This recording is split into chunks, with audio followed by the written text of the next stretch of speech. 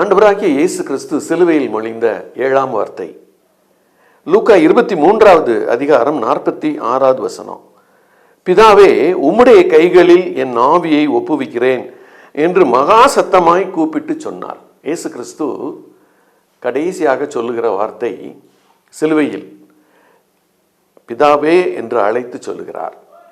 அப்ப 4வது வசனத்துல என் தேவனே என்று அழைத்தவர் மீண்டும் பிதாவே என்று அழைக்கிறார் என்றால், அவர் சுமந்து தீர்த்து கடவுளுடைய கோபாக்கினை தன்மேல் ஏற்றுக்கொண்டு அந்த வேலையை செஞ்சு முடிச்சிட்டேன்னு சொல்லிட்டாரு. அதுக்கு அடுத்து என்ன செய்யறாரு?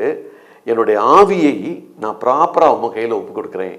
நீங்க யோவான் 10வது அதிகாரம் வாசித்து பார்த்தீங்கன்னா, அவருக்கு மட்டும் கடவுள் என்ன அதிகாரம் கொடுத்துருக்கிறாருன்னா, தன்னுடைய ஜீவனை எடுத்துக்கொள்ளவும் அதை கொடுத்து விடவும் ஒரு அதிகாரத்தை ஸ்பெஷலாக கொடுத்துருக்கிறாரு. அதனால தான் சிலுவையில் இயேசு தான் ஜீவனை விட்டார். அவங்க குத்தி கொலை செய்யவே இல்லை. யாரும் வேதத்தை படிச்சுட்டு அப்படி ஒரு முடிவுக்கு வர வேண்டாம்.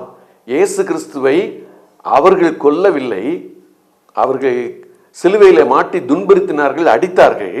ஆனால் ஜீவனை அவரே விரும்பி கொடுக்கிறார்.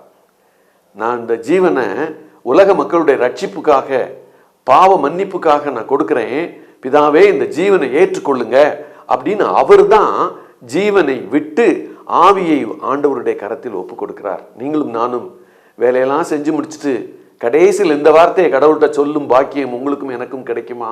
ஆண்டவரே, நீங்கள் செய்ய சொன்னதெல்லாம் செஞ்சுட்டேன், இந்தாங்க நான் என் ஜீவனை உடைய கரத்தில் ஒப்பு கொடுக்குறேன், என் ஆவியை நீங்கள் ஏற்றுக்கொள்ளுங்க அப்படின்னு சொல்லி எத்தனையோ ஆண்டவருடைய பிள்ளைங்க அப்படி சொல்லி மரித்திருக்கிறார்கள். நீங்களும் நானும் அப்படிப்பட்ட ஒரு பாக்கியம் கிடைக்க ஆண்டவர் உதவி செய்வாராக.